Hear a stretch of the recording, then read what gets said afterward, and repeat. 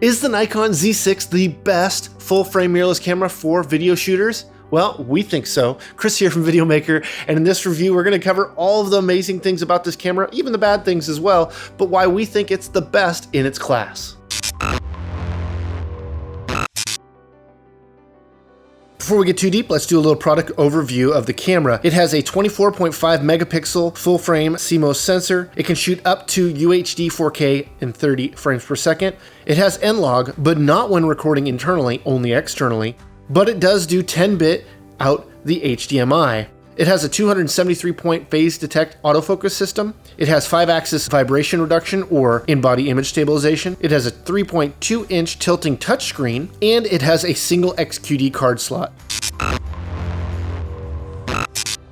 Our favorite features on the camera are the FX and DX crop mode. You can shoot in full frame in FX mode, and then you can jump down to a 1.5 times crop. Usually in video, a crop is a bad thing, but what this is you get a full frame when you want it, and then when you want a 1.5 times zoom, you got it with just the click of one button. The camera, it's a great size, it fits in your hand really well. Nikon was smart and released it with affordable native lenses. Its price, it's $2,000. The same price as the A7 III. It has that in-body image stabilization, which is so nice because you don't need it on your lenses. It currently has a 10-bit output, but there's a promise to upgrade that to 12-bit in an upcoming firmware. But we just don't know when it's coming. Now that all of the major camera manufacturers are offering a full-frame mirrorless camera that shoots 4K, how they release them has been very important, and Nikon was really smart with their native lenses release for early adapters with the Z6. The Nikon Z 35mm f1.8s costs $850 and it looks great. With a 9-blade iris, bokeh is nice and round. For less money, consider the Nikon Z 50mm f1.8s at $600. It's the most affordable Z-mount lens. It also has a 9-blade iris. The last native lens is the Nikon Z 24-70 f4s at $1,000. To use the lens, one must extend it before it's ready to shoot.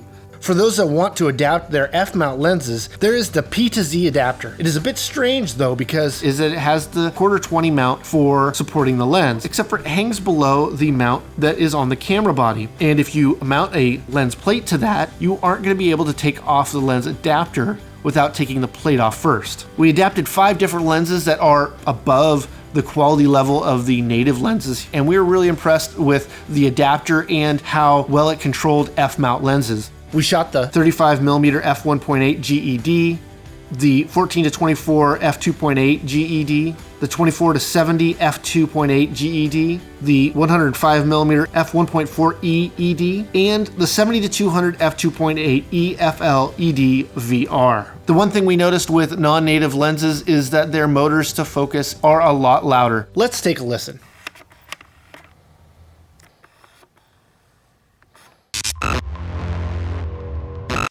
While the camera body is not the smallest in class, it is the lightest at 1.29 pounds, and it's only slightly bigger than the smallest, the Sony A7 III, and only by 0.3 of an inch. The camera does have a tilt screen, but it's tilt only. We really like where all the buttons and dials are on this camera. They're all right there. They didn't try to do anything new. They just gave you everything you needed right there at your fingertips. And there are the 2 buttons that can be assigned next to the lens, which are nice if you can reach them if you have a big enough hand. The screen can get nice and bright. It has a setting to be +5 brighter than its normal brightness. Because of its size, fits nice in your hand, and it's a nice weight. So this camera has a very good low light performance. We shot it in 4K both in FX and DX mode and found that there is a little difference between when you're shooting cropped or not. Shooting in full frame FX mode, noise starts at ISO 6400, but is good all the way up to 25,600 before the image starts to be drastically affected. Now when shooting cropped in DX mode, the low light performance is a stop worse. Noise starts around ISO 3200 and it's good till 12,800. We would say that's pretty fantastic and definitely above the other cameras that are priced similarly. We didn't see any moire issues at f8 or f11. One of the really nice features that definitely beats the Sony a7 III is when shooting in 120 frames per second, there's no sharpness loss, no loss in image quality. It looks the same as if you weren't shooting in such a high frame rate, and that's really what you want. It also will convert your 120 frames per second into 24 frames if you'd like, and it's no different than if you did that outside of the camera. The output is the same. We tested shooting in N-Log, going out the HDMI to a Shogun Inferno made by Atomos, and it looked good.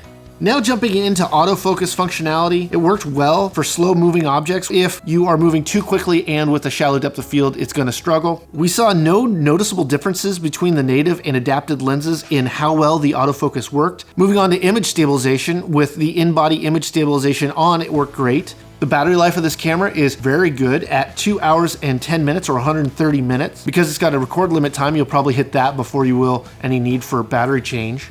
When both Nikon and Canon announced their full-frame cameras, everybody was crying about only one media card slot. Yeah, that could be an issue for some. And with 144 megabits per second bit rate, we were switching out the battery before we were switching out our 128 gigabyte XQD card. Now let's look at the marketplace, because we did say that this is the best full frame camera for video shooters for the money. Starting off with the Sony a7 III, it's $2,000, so it's the same price as the Z6. It offers in-body image stabilization. It has S-Log 3. It has an average low light performance, which used to be more above average, but it only captures 8-bit internally and externally, with no ability to do any kind of 10-bit whatsoever. It has a 24 megapixel full frame sensor. It has 693 point hybrid, which is both contrast and phase detect autofocus. It has the same kind of tilting screen that the Z6 has, and it does offer dual SD card slots. Next up is the Canon EOS R at $2,300. It has the most flaws for video shooters of all the full frame cameras out there. It has a crop in 4K, which wouldn't be a big deal if you have the right lenses, but you are paying for a full frame camera, so you don't get the value there when shooting in 4K, though it is full frame when shooting in HD. It has a decent selection of native lenses, however, they are on the high end. Currently, there's only one affordable lens in the R mount. It offers C-Log and extra 10-bit output. It has average low light performance, and it has a single media card slot for a SD UHS-2 card. It has a higher megapixel full-frame sensor at 30.3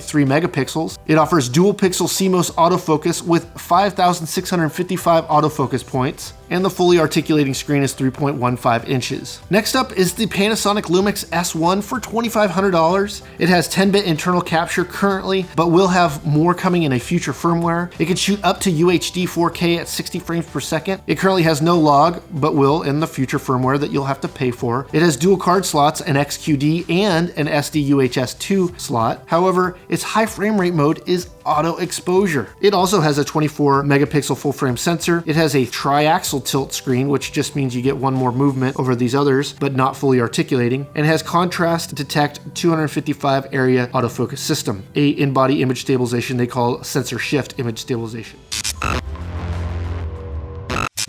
So is the Z6 right for you? Well, we really liked its image quality, its low light performance, its battery life, features like being able to crop your sensors so you can have a zoom on your lens. It has full control over its slow motion in 120 frames per second, so you can either have it done in camera or do it yourself outside of it, and there's no quality loss when shooting at that higher frame rate. It's on par with a camera that isn't as good, the Sony a7 III. It has in-body image stabilization and currently offers 10-bit output via HDMI, but has an upcoming firmware that will offer 12-bit out that HDMI, though we don't know when it's coming. And it offers N-Log. So if you're looking for a full-frame mirrorless camera for video shooting that is affordable, that has affordable lenses, and that has a full, rich feature set, you should look at the Nikon Z6. We really liked it, and we're super impressed. As always, like, share, and comment. We want to know what you think. And until next time, keep doing the hard work that you do. Bye-bye.